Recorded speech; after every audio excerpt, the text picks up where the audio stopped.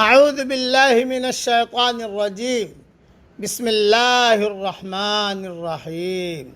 سورہ یونس کی 2 آیتیں پڑھ رہا ہوں، آیت نمبر 11، آیت نمبر 12۔ وَلَوْ يُعَجِّلُ اللَّهُ لِلنَّاسِ الشَّرَّ اسْتِعْجَالَهُم بِالْخَيْرِ لَقُضِيَ إِلَيْهِمْ أَجَلُهُمْ۔ اگر اللہ لوگوں کے لیے عذاب اسی طرح جلد پہنچا دے جس طرح وہ ان کے ساتھ رحمت میں جلدی کرتا ہے تو ان کی مدت ختم کر دی گئی ہوتی۔ فَنَذَرُ الَّذِينَ لَا يَرْجُونَ لِقَاءَنَا فِي طُغْيَانِهِمْ يَعْمَهُونَ۔ لیکن ہم ان لوگوں کو جو ہماری ملاقات کی امید نہیں رکھتے ان کی سرکشی میں بھٹکنے کے لیے چھوڑ دیتے ہیں۔ وَإِذَا مَسَّ الْإِنسَانَ الضُّرُّ دَعَانَا لِجَنبِهِ أَوْ قَاعِدًا أَوْ قَائِمًا۔ اور انسان کو جب کوئی تکلیف پہنچتی ہے تو وہ کھڑے اور بیٹھے اور لیٹے ہم کو پکارتا ہے۔ فَلَمَّا كَشَفْنَا عَنْهُ ضُرَّهُ مَرَّ كَأَن لَّمْ يَدْعُنَا إِلَىٰ ضُرٍّ مَّسَّهُ۔ پھر جب ہم اس سے اس کی تکلیف کو دور کر دیتے ہیں تو وہ ایسا ہو جاتا ہے گویا اس نے کبھی اپنے کسی برے وقت پر ہم کو پکارا ہی نہ تھا۔ كَذَلِكَ زُيِّنَ لِلْمُسْرِفِينَ مَا كَانُوا يَعْمَلُونَ۔ اس طرح حد سے گزر جانے والوں کے لیے ان کے اعمال خوشنما بنا دیے گئے ہیں۔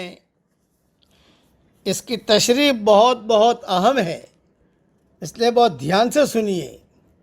اللہ کا قانون یہ ہے کہ کوئی شخص قابل انعام عمل کرے تو اس کا عمل فوراً اس کے اعمال نامے میں شامل کر دیا جاتا ہے، لیکن اگر کوئی شخص قابل سزا فعل کا ارتکاب کرے تو اللہ اس کو ڈھیل دیتا ہے تاکہ وہ کسی نہ کسی موڑ پر متنبہ ہو کر اپنی اصلاح کر لے۔ اللہ کا یہ قانون انسان کے لیے بہت بڑی رحمت ہے، ورنہ انسان اتنا ظالم ہے کہ وہ ہر وقت برائی کرنے پر آمادہ رہتا ہے، اور اگر لوگوں کو ان کی برائیوں پر فوراً پکڑا جانے لگے تو ان کی مہلت عمر بہت جلد ختم ہو جائے اور زمین کی پشت پر اور زمین کی پیٹھ پر چلنے والے انسان اسے خالی ہو جائے۔ دنیا کی زندگی میں دھیان سے سنیے میرے بھائیوں بہنوں، بیٹے بیٹیوں، یہ جملے میرے دھیان سے سنیے۔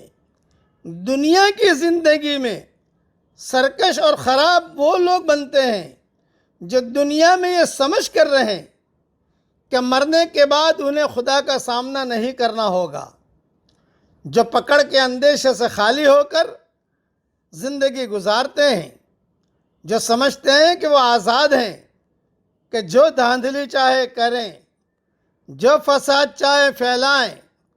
حقیقت یہ ہے کہ لوگوں کے درمیان سچائی اور انصاف کے ساتھ معاملہ کرنے کا ایک ہی حقیقی محرک ہے، اور وہ یہ ہے کہ آدمی یہ سمجھے، ہر آدمی یہ سمجھے کہ سب طاقتور اس کے اوپر ایک طاقتور ہے، ہر آدمی اس کے آگے بے بس ہے۔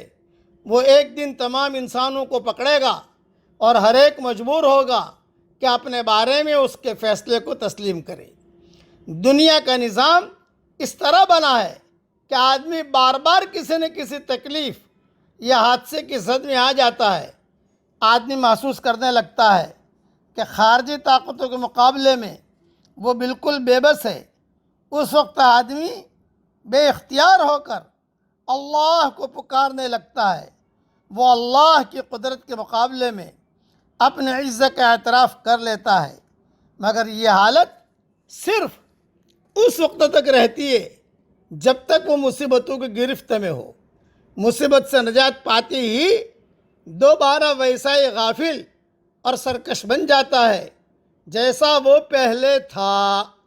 ایسے لوگوں کو اظہار بندگی کو اللہ تسلیم نہیں کرتا، کیونکہ اظہار بندگی وہ مطلوب ہے جو آزادانہ حالات میں کی جائے۔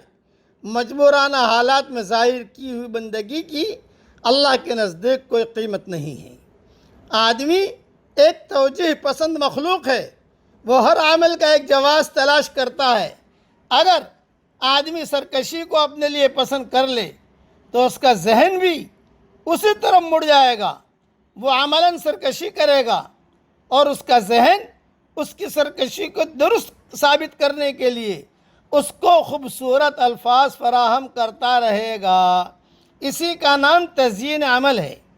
آدمی اپنی غلطیوں کو خوشنما الفاظ میں بیان کر کے اپنے کو مطمئن کر لیتا ہے کہ وہ حق پر ہے، مگر یہ ایسا ہی ہے جیسے کوئی شخص آگ کا انگارہ اپنے ہاتھ میں لے لے اور وہ سمجھے کہ وہ اس کو نہیں جلائے گا، کیونکہ اس کا نام اس نے سرخ پھول رکھ دیا ہے۔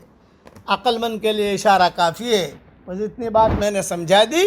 اپنی زندگی کو راہ راست پر ہم لانے کی کوشش کریں، اور ہر ایک آدمی گناہ کر کے پھر اس کو سچ کرنے کے ثابت کرتا ہے۔ جھوٹ کو سچ کرنا، جھوٹ کو سچ کرنا، جھوٹ کو سچ کرنا، یہ آج عام ہے۔ اللہ تعالیٰ ہر قسم کے فتنوں سے ہم سب کی پوری حفاظت فرمائے۔ آمین۔ وآخر دعوانا ان الحمدللہ رب العالمین۔